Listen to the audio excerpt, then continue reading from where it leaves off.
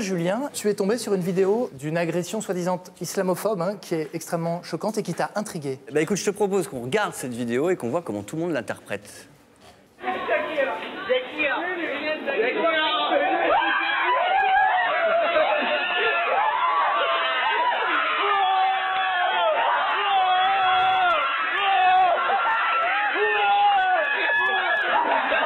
Alors, je vais juste quand même vous montrer comment ça a été interprété par beaucoup de gens. J'imagine que c'est pas tout le monde, hein.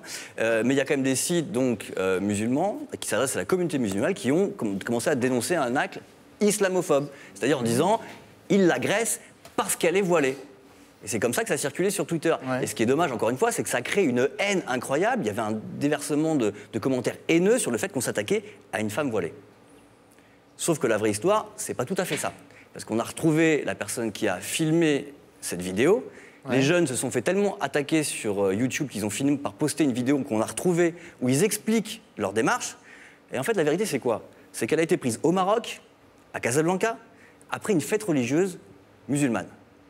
Après cette fête musulmane qui s'appelle donc l'Achoura, il y a une petite célébration et il y a des jeunes qui sortent parfois dans la rue pour jeter de la farine, etc.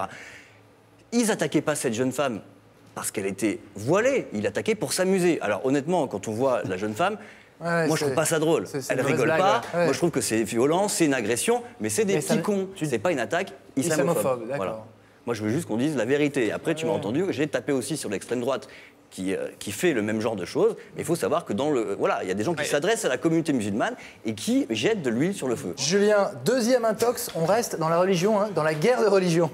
Voilà, alors deuxième image qui a beaucoup circulé et qui a choqué beaucoup de monde, et on peut le comprendre. Elle a circulé, ce qui est intéressant, à la fois chez les tweetos du monde arabe et chez les tweetos russes. Donc on voit un soldat avec une croix orthodoxe, c'est ça? Et la légende, c'était à chaque fois la même, c'est que ce soldat, il serait en Syrie. Et donc évidemment, le message derrière, c'est que les Russes sont en train de se jeter dans une sorte de croisade. Il y a d'un côté les radicaux islamistes et de l'autre côté, russes qui débarquent en Syrie. Il y a les croisés russes qui débarquent. Bon, alors ça c'est inquiétant, sauf qu'évidemment, c'est pas exactement cette histoire-là, la vraie. Tu veux dire qu'elle a été photoshopée, cette... Là, tu as suivi mes dernières leçons, mais pour le coup, non, là, elle n'est pas photoshopée. Elle a, tu vas voir, c'est c'est la mal interprétée, on va dire. Je vais t'expliquer comment je le sais. Si on prend cette photo, c'est vrai qu'elle a l'air de très bonne qualité, donc on peut zoomer à l'intérieur, et on s'aperçoit que derrière, on ne peut pas vraiment voir le paysage. On est dans le désert à peu près. On est dans le désert. Et c'est pour ça que les gens se sont dit, ah bah si on est dans le désert, ça veut dire qu'on est en Syrie. Mais en fait, on n'a aucun élément de détail pour le vérifier. Alors qu'est-ce qu'on a fait? On a été retrouver qui a posté cette photo en premier. Comment t'as fait? On est passé par des gens qui parlent russe, on a fait des recherches en russe, et on a retrouvé le soldat, car c'est effectivement un soldat, qui a posté cette photo en premier. Et c'est ce monsieur. Et ce monsieur, il est soldat, et il est aussi prêtre orthodoxe. Et il est flouté parce qu'effectivement, il n'avait rien à voir là-dedans.